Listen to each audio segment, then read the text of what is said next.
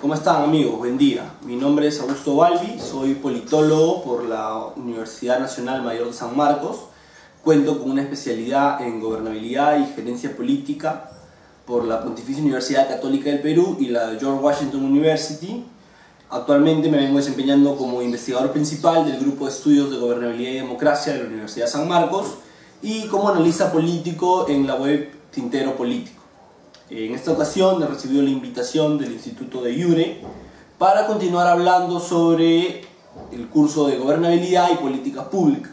En esta ocasión desarrollaremos la unidad número 3, que está dividida en dos partes. La primera, para hablar sobre el contexto sociopolítico y el sistema político actual, que es la democracia, y la segunda parte para hablar sobre las teorías de Lipset y Monroe, dos politólogos que desarrollan las condiciones socioestructurales, los condicionantes que generan el desarrollo de la democracia, la consolidación del sistema democrático.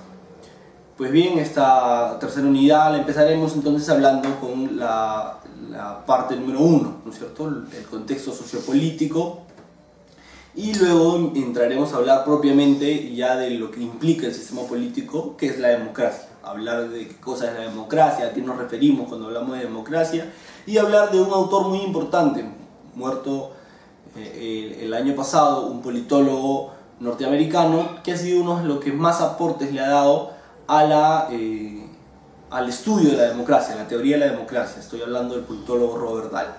Entonces empezaremos a desarrollar un poco qué cosa quiso decirnos Robert Dahl, cuál fue el mayor aporte de Robert Dahl al estudio de las teorías de la democracia, relacionándolo obviamente a lo que nos interesa estudiar, que es las políticas públicas, ¿no es cierto? Y en el contexto de la gobernabilidad. Pues bien, empecemos entonces hablando sobre el contexto sociopolítico. ¿A qué nos referimos cuando estamos hablando del contexto sociopolítico? Entonces, ¿qué cosa es un contexto? Empecemos por ahí. Pues un contexto van a ser aquel conjunto de circunstancias, de características que van a terminar generando un estímulo en nuestro comportamiento, ¿no es cierto? Van a determinar que nosotros tomemos un comportamiento, nos inclinemos por comportarnos de una determinada manera. Cuando nos referimos entonces al contexto sociopolítico, nos estamos refiriendo a ese contexto, a ese conjunto de circunstancias que nos llevan a tomar una determinada actitud en el ámbito social y en el ámbito político, ¿no es cierto? A eso nos referimos con el contexto sociopolítico. Y para hablar del contexto sociopolítico hay que hablar de tres cosas. La primera son los actores, ¿no es cierto? Los actores en la dinámica política, en el juego de la política, los actores, las instituciones, ¿no es cierto? Ya lo sabemos, las propias instituciones como el Estado, básicamente, que es la principal institución que ejecuta y hace políticas públicas. Ya lo habíamos conversado en la sesión número 2 cuando hablamos de políticas públicas en todas sus dimensiones, ¿no es cierto? Por naturaleza, el ejecutor, el hacedor de políticas públicas es el Estado en todas sus dimensiones, en su dimensión nacional, en su dimensión regional, en su dimensión local y también multisectorial, ¿no es cierto? En todos los sectores: salud, educación, economía, etc. Entonces tenemos a los actores, cuando hablamos del contexto sociopolítico, actores, instituciones y las propias condiciones, ¿no es cierto? El propio contexto. De estos tres aspectos tenemos que hablar cuando queramos referirnos al contexto sociopolítico, al contexto social y político. Y en ambos casos hay condiciones, hay características que van a venir de arriba, ¿no es cierto? Y que van a venir de abajo, ¿no? Evidentemente, porque existe una jerarquía. Con respecto a los actores que vienen de abajo, del ámbito más social, pues vendremos los ciudadanos, ¿no es cierto? Nosotros, aquellos ciudadanos más activos que participan de la política, ya sea a través no solo de un voto, ¿no? El voto lo tenemos todos, sino participan activamente en su comunidad, ¿no es cierto? Están informados, interesados todo el tiempo por lo que acontece en la comunidad, interesados en las decisiones que va tomando el municipio y que participan activamente en la vida política de de su comunidad, ¿no es cierto? Entonces tenemos a los ciudadanos, a la sociedad civil, ¿no es cierto?, organizada en juntas vecinales, en organizaciones vecinales, en organizaciones civiles también, ¿no es cierto?, en ONGs, a través también pues de empresas, de consorcios, de colectivos que ahora están tan de moda para la defensa de ciertos derechos, ¿no es cierto? Y obviamente por naturaleza los actores que se inmiscuyen, que están en el medio y que pretenden ser el nexo entre nosotros y la esfera más alta, pues que son por naturaleza los partidos políticos. Estoy en el ámbito de la teoría, ¿no es cierto? Porque se dice pues que ahora los partidos políticos ya no existen o que no funcionan de esa manera. Pero no es el tema de esta sesión, ¿no es cierto? Pero desde la teoría tenemos pues que los actores que vienen desde abajo son los ciudadanos más activos, la sociedad civil, ¿no es cierto?, los ciudadanos y la sociedad organizada en juntas vecinales, en organizaciones, en sindicatos, en colectivos. Las empresas también están por ahí, ¿no es cierto? Y los partidos políticos que van a pretender ser el nexo entre esa sociedad civil y esos ciudadanos activos que están interesados y la esfera más alta dentro de la jerarquía. Y pues desde arriba que viene el gobierno, ¿no es cierto? El gobierno. A eso, esas son, digamos, las cosas que tenemos que referirnos cuando hablemos de actores, ¿no es cierto? Que hay que tomarlos en cuenta. Pues el ciudadano a través de la incidencia política pretenderá hacer que el gobierno tome determinada inclinación por una decisión, ¿no es cierto? Se incline por una decisión, ¿no es cierto? El ciudadano junto con las organizaciones. Y pues los partidos políticos que pretenden evidentemente entrar al gobierno, copar el Estado para ellos ejecutar un proyecto de sociedad que ellos creen, de acuerdo a la ideología, es la que debe ejecutarse, y de esa manera también ejecutar políticas acorde a las demandas de la ciudadanía, acorde a las necesidades de la ciudadanía. Y el gobierno desde arriba, los actores, con decisiones que sean eficaces, que sean transparentes y que sean básicamente legítimas, ¿no es cierto? Una decisión que no es popular, es una decisión que poco va a generar gobernabilidad y que obvia un poco las condiciones sociopolíticas, ¿no es cierto? Una decisión poco legítima es una decisión que genera condiciones sociopolíticas negativas. Y un claro ejemplo es la reciente ley laboral juvenil, ¿no es cierto? La llamada y famosa ley Pulpín, ¿no es cierto? Que evidentemente pues, no es una ley, no es una decisión del gobierno que cuente con demasiada legitimidad, ¿no? Entonces la ley Pulpín, la ley del régimen laboral juvenil, explica muy bien lo que significaría una decisión de un gobierno deslegítima, como lo es esta ley, ¿no? Que causa mucha revuelta, causa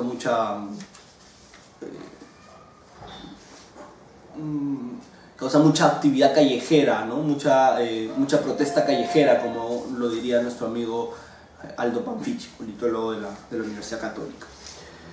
Pues bien, entonces hablando ya de esta primera parte de los actores, ¿no es cierto? Y de que es importante la participación activa de los ciudadanos a través de la sociedad civil, ¿no? A través de que esta participación activa se organice en sociedades civiles y participe en los partidos políticos y el gobierno tome decisiones eficaces, transparentes y legítimas.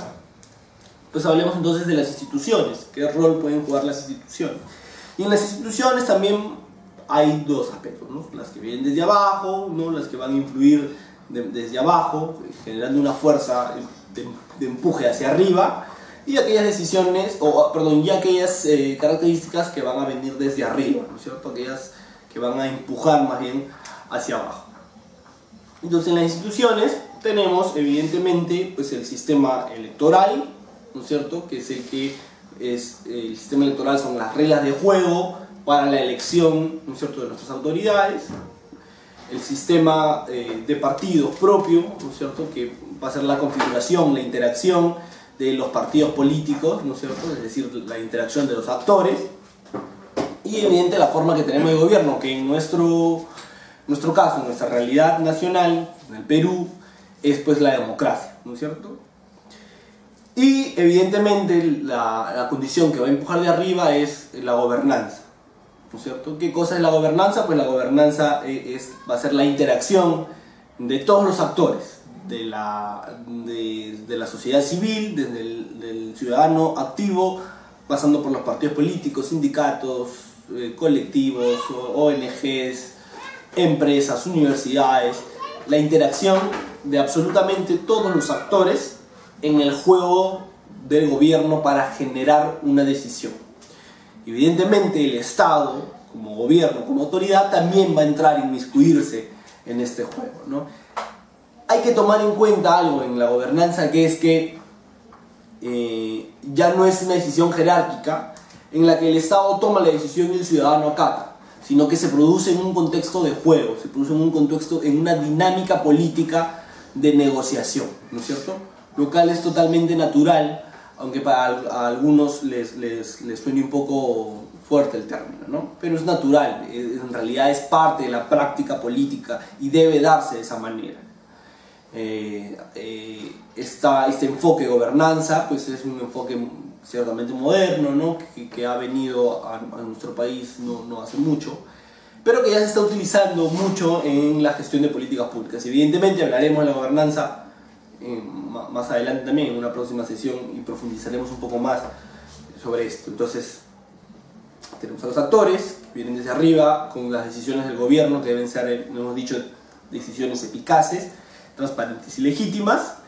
El empuje de abajo de los actores, como lo son los ciudadanos activos, ¿no es cierto? La sociedad civil organizada en ONGs, sindicatos, juntas vecinales, a través de empresas, universidades también entran aquí, el sistema, los partidos políticos como actores, ¿no es cierto?, que intentan entrar en el gobierno y tomar esas decisiones, y aquellos que no logran ser gobierno, ¿no es cierto?, estar detrás, de ser la oposición, de que más o menos critique y trate de orientar también e influir en la decisión del partido que está como gobierno.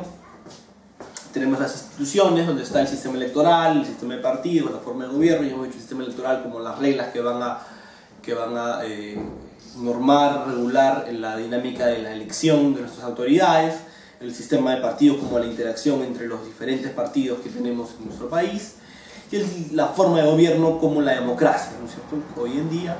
Y esta gobernanza que viene de arriba, ¿no es cierto?, que es esta interacción de todos los actores para el proceso decisional.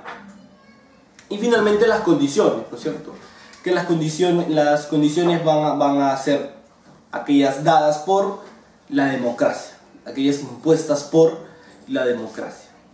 Evidentemente lo que nosotros pretenderemos ahora y con este curso es hablar de la gestión de políticas públicas, de la elaboración de políticas públicas desde la gobernabilidad en un contexto de democracia, ¿no es cierto?, con las reglas de juego que nos da y que nos impone y que nos brinda la democracia. Pues evidentemente no tendría sentido hablar de políticas públicas en otro contexto, ¿no es cierto?, al ser nuestro sistema político la democracia. Pues bien, ¿qué cosa es entonces la democracia? ¿A qué nos referimos cuando hablamos de democracia? ¿Y por qué sería importante discutir ahora? ¿No es cierto? Y en realidad yo les pediría que hagan el ejercicio de tratar de definir democracia y se van a dar cuenta que, al igual que política, es un término bastante coloquial, de uso muy habitual. Sin embargo, al momento de que intentamos definirlo, no logramos definirlo con exactitud. No logramos tener una definición que incluso nos tenga a nosotros mismos satisfechos con ella, ¿no es cierto? Definiciones como el poder del pueblo para el pueblo, como el gobierno del pueblo, como quizá reducirlo solo al ámbito electoral de elección de autoridades. Más o menos por ahí van a girar nuestras definiciones de democracia. Y en realidad la democracia es todo un sistema de justamente condiciones, ¿no es cierto?, de contextos sociopolíticos que va mucho más allá de las definiciones que más o menos podríamos generar desde esta visión pues, que tenemos clásica y bastante habitual, de uso bastante coloquial del término democracia. Entonces, pues hablemos de cómo surge la democracia. Vayámonos primero a hablar del origen, del contexto, de la evolución de la democracia, para luego intentar a hablar un poco de ya una definición propia de democracia. Y en realidad democracia ha sido un término que ha evolucionado muchísimo desde las primeras concepciones, ¿no? Ha sido un término que incluso hoy en día sigue en constante evolución, ¿no es cierto? La teoría democrática moderna sigue evolucionando, sigue generándose. Se habla ahora de democracias ya de calidad de la democracia, se habla de democracia dentro de la región andina, de características propias de la región que hay que tomar en cuenta a la hora de estudiar la democracia. Entonces, la teoría democrática ha evolucionado y seguirá evolucionando. Pero surge, o aparece, como todos sabemos, la democracia en Grecia, ¿no es cierto? En Grecia aparece y supuestamente se dice, o nos dicen a todos, que la democracia en Grecia fue plena, ¿no es cierto? Que no ha habido mayor concretización del término real de democracia si no ha sido en Grecia, ¿no es cierto? Que en Grecia ha sido donde se ha dado esta realización plena del concepto del término democracia. Lo cual es relativamente o parcialmente cierto, ¿no es cierto? Hay quienes dicen que incluso en Grecia no ha podido ejecutarse una democracia en el sentido pleno del término.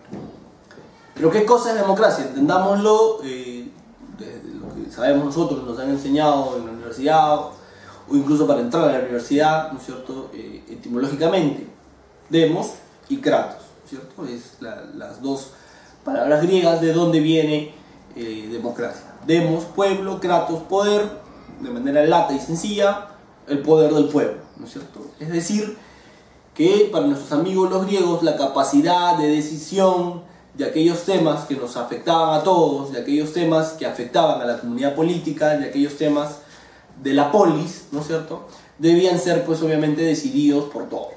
Entonces todos en asamblea decidían y votaban para adoptar una decisión.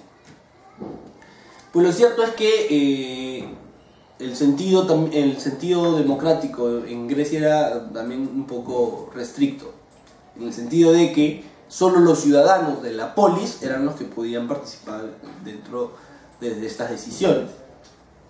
Y aún incluso los ciudadanos, no todos los ciudadanos, sino aquellos ciudadanos quizá más cultos o los ancianos, ¿no es cierto?, que eran los que al final terminaban configurando ese consejo de ancianos que iba a orientar a los reyes de las polis griegas, ¿no es cierto?, a los gobernantes de las polis griegas. Entonces, incluso en Grecia, la realización plena de democracia ha sido un poco difícil. Una polis habitada por 5.000, 6.000 ciudadanos difícilmente ha podido tomar o adoptar decisiones que pasaron por los 5.000 o los 6.000 ciudadanos, ¿no es cierto? Generalmente se convocaba al anciano y esporádicamente se comenta y se sabe, que ya por historia, de que habían reuniones de 3.000, 3.500 ciudadanos en las que se tomaban decisiones de carácter más políticas, ¿no es cierto?, como elegir autoridades dentro del gobierno, ¿no es cierto? Pues bien, entonces, dicho esto, hemos hablado del término etimológico y de más o menos de dónde nos viene esta herencia democrática, esta herencia del término democracia, que es de Grecia. Pero hay un autor italiano, politólogo, Giovanni Sartori, un clásico en la ciencia política, que nos dice que para entender la democracia, para poder hablar de la democracia, hay que tomar en cuenta dos cosas, dos sentidos, dice, ¿no? La democracia para Giovanni Sartori tiene dos sentidos.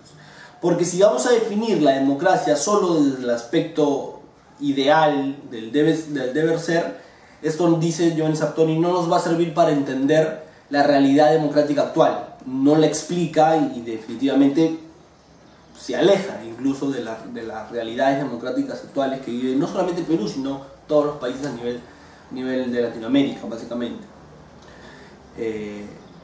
Pero sin embargo, dice Sartori, lo que es la democracia, ¿no es cierto?, lo real, en el sentido real, no se puede alejar de lo que debería ser la democracia. Entonces, ahí hay una dicotomía entre lo que es y lo que debe ser, ¿no es cierto?, una realidad y un deber ser. Pues en ese sentido, Giovanni Sartori nos dice que para poder hablar de la democracia tenemos que contextualizarla y hablarla en dos sentidos. En un sentido prescriptivo y en un sentido descriptivo. En el sentido prescriptivo, la democracia tiene una aspiración ideal, tiene un nivel normativo. Aquí entra lo que debería ser la democracia, cómo debería funcionar la democracia, ¿no es cierto? El deber ser, lo ideal, ¿no? Y en el sentido descriptivo, pues ya aparece la condición real de la democracia, cómo se encuentra la democracia hoy en día. Aquí entra ya más un nivel analítico y ya no tanto un nivel normativo como en el sentido prescriptivo. Pues la interacción, el juego entre el nivel prescriptivo y el nivel descriptivo nos va a llevar a poder tener de cerca, para poder palpar una experiencia democrática, ¿cierto? El estudiar la democracia y el hablar de la democracia en nuestro país desde un sentido prescriptivo de cómo debió ser y de cómo es ahora, esa dicotomía nos va a llevar a tener una experiencia democrática que es vital para el estudio de la democracia. Pues entonces, ¿qué cosa es democracia? Si me dice Giovanni Sartori que tengo que hablarlo desde una perspectiva, desde un sentido prescriptivo del deber ser y desde un sentido descriptivo de lo que es, pues tratemos de ensayar una definición de lo que es democracia. Y aquí quisiera quedarme con la definición de otro profesor italiano, politólogo también, Norberto Bobbio, que muchos de ustedes ya deben conocer porque también es un autor bastante clásico y que también ha escrito en diferentes temas para la filosofía política, para la filosofía del derecho, para el derecho mismo, ¿no es cierto? Nuestro amigo Norberto Bobbio.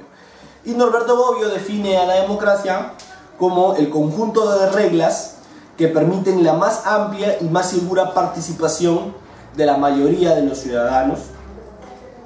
Y acá hace una salvedad, Bobbio, que la vamos a pasar a desarrollar.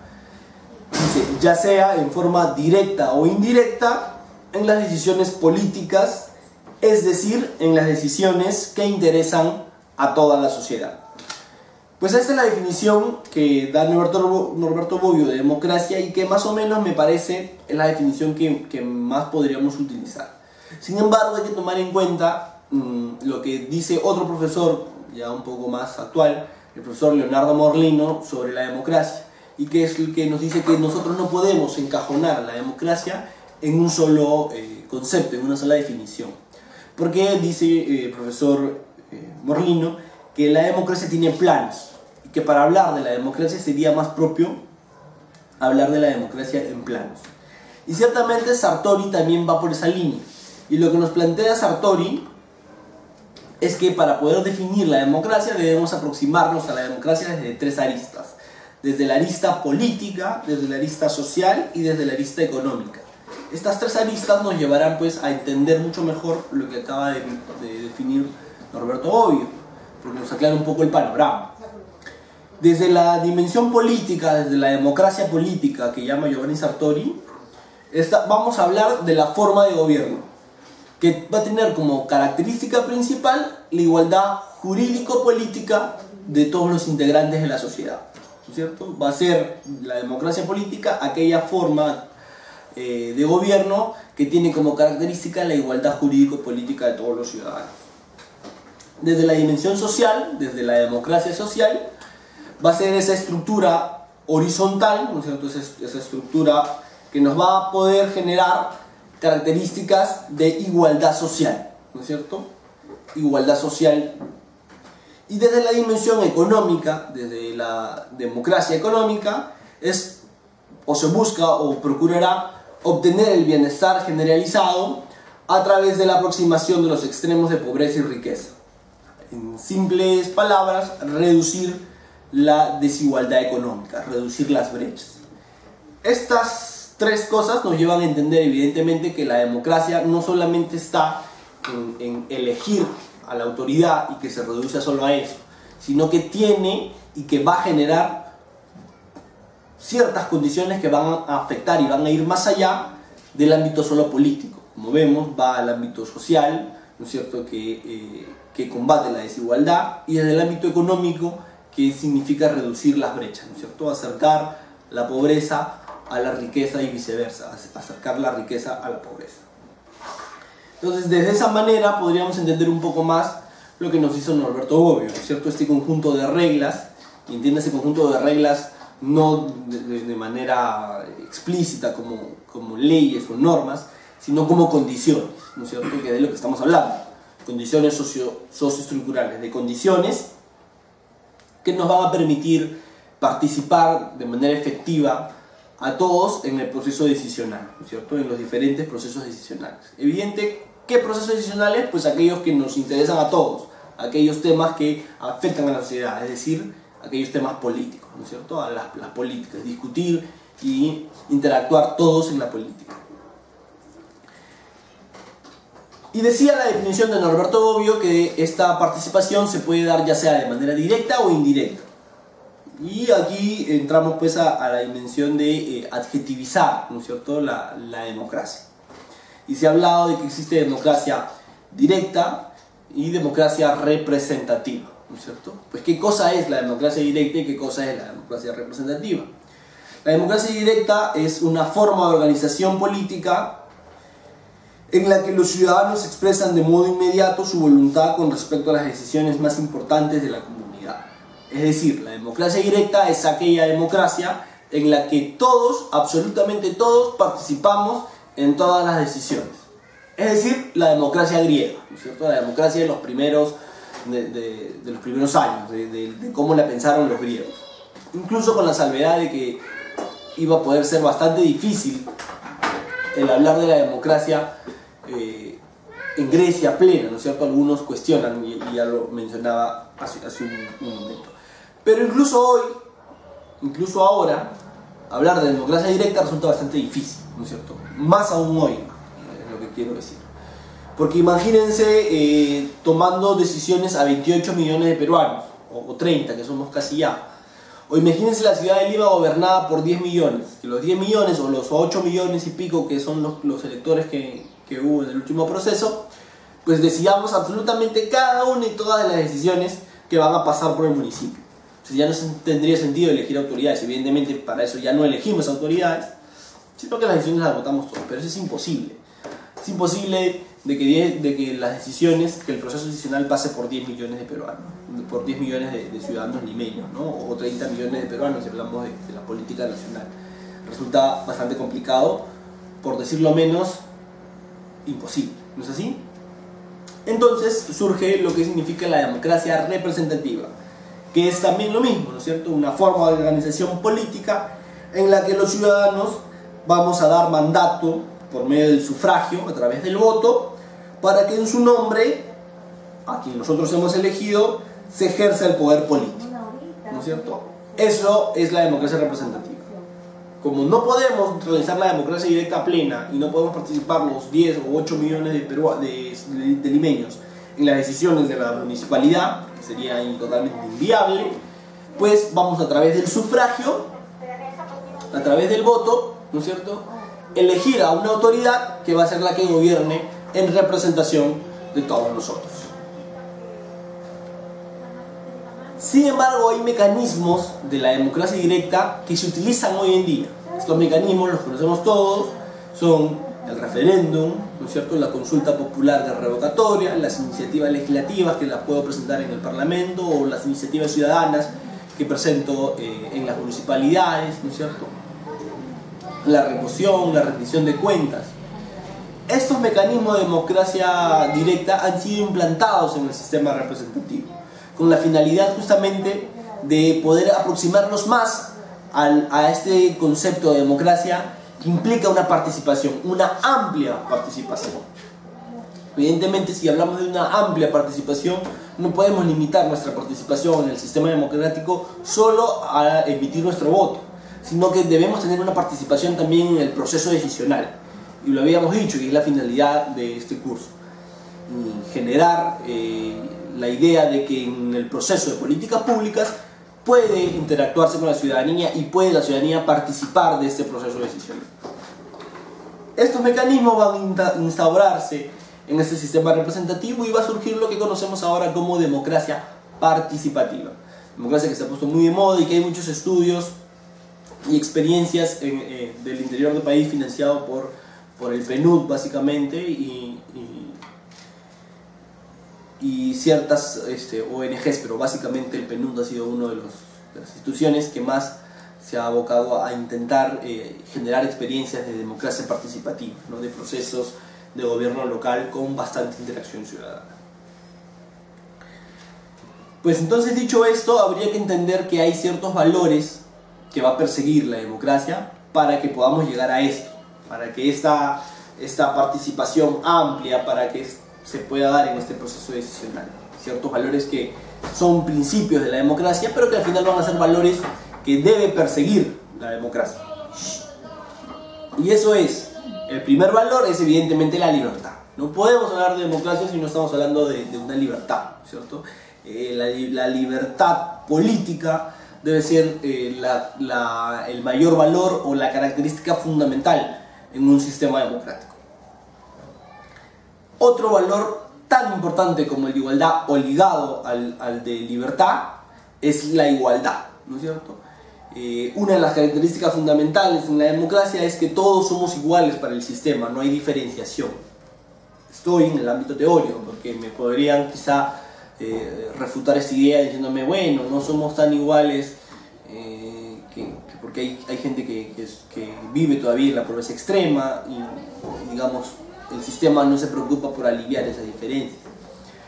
Pero bueno, lo cierto es que desde lo que manda en la teoría, el principio de igualdad debe ser para todos. Igualdad jurídico y política. La democracia política de Giovanni Sartori. Otro principio es el pluralismo. Al todos ser iguales, hay un respeto mutuo entre nosotros. Por lo tanto, el pluralismo de la sociedad debe y tiene que ser expresado en un sistema democrático, ¿no es cierto? El pluralismo inmerso dentro de la sociedad, ¿no es cierto? Entre aquellos que son chinos, blancos, negros, entre los católicos y los no católicos, entre los que incluso creen y no creen, ¿no es cierto? Entre los evangélicos y no evangélicos, entre los protestantes y no protestantes, entre los de derecha e izquierda, los social cristianos, todos, el pluralismo completo de la sociedad, fragmentado en religión, en raza, en sexo, en idea política, en posición política, todo debe encontrar expresión política en la democracia. Todos tienen derecho a participar en la democracia, somos plurales. El pluralismo es un valor importante, es un principio y es un ideal que debe perseguir toda sociedad que se jacta de ser democrática. Y evidentemente, si existe el pluralismo, debe existir un principio de tolerancia para yo poder vivir en convivencia, en armonía, ¿no es cierto? Para yo poder tener una convivencia armónica, pues evidentemente en la tolerancia debe ser otro principio, para yo poder justamente tolerar ese pluralismo que va a expresarse en la democracia. Bien, entonces ya establecidos los principios que persigue la democracia, teniendo una definición un poco certera de más o menos a qué nos referimos o qué podemos entender cuando hablamos de democracia, hay que entender un poco la evolución democrática en el mundo. Y desde que surge Grecia, más o menos, hay un autor, nuestro amigo Samuel Huntington, que nos habla de olas democratizadoras. La última ola democratizadora, dice Samuel Huntington, se produjo más o menos a fines de los 70, ¿no es cierto? Y hasta el año 2000 aprox. Y en ese año, dice Huntington, se produce la tercera ola democratizadora. Antes ya habían habido dos más. Pero, ¿qué cosa se refiere Huntington con olas democratizadoras? Se refiere a aquellas condiciones, aquel contexto político y social, internacional, evidentemente, no solamente en un país, sino a nivel mundial, que va a terminar generando que la democracia como sistema de gobierno se vaya implantando en un grupo de países, que la democracia como idea, como sistema de gobierno se expanda.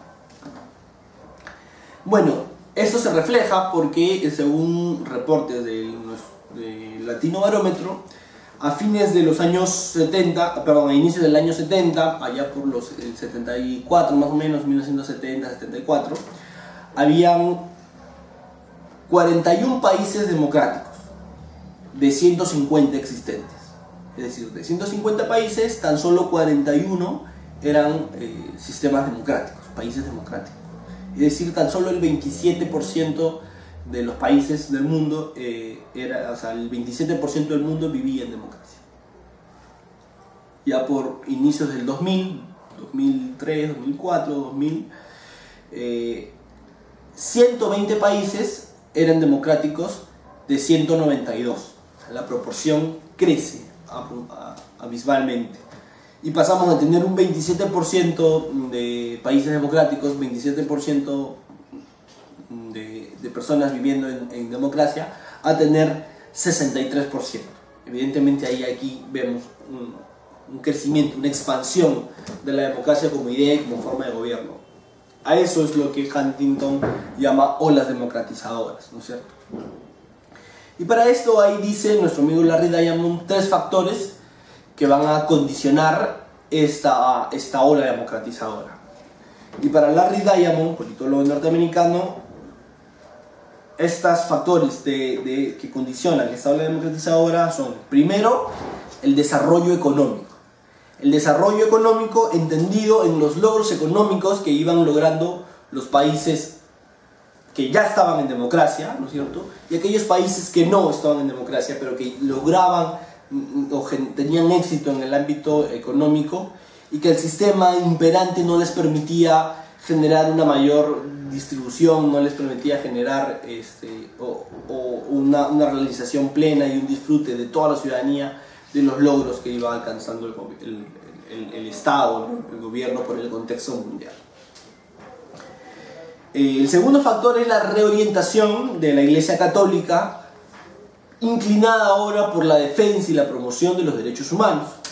Y esto lo hace o se produce en la Iglesia con el papado de quien ya es ahora santo, Juan Pablo II, ¿no es cierto? Nuestro amigo Juan Pablo II, que inclina la Iglesia hacia la promoción de los derechos humanos. Recordarán algunos que saben un poco de historia aquel discurso ferviente sobre la libertad y la igualdad que da el Papa Juan Pablo a los jóvenes chilenos en plena dictadura de Pinochet, ¿no? Eso es una muestra de ese espíritu que tiene en este contexto la Iglesia por la defensa de los derechos humanos en aquel contexto, ¿no es cierto? Esta reorientación que tiene la Iglesia con el papado de Juan Pablo II.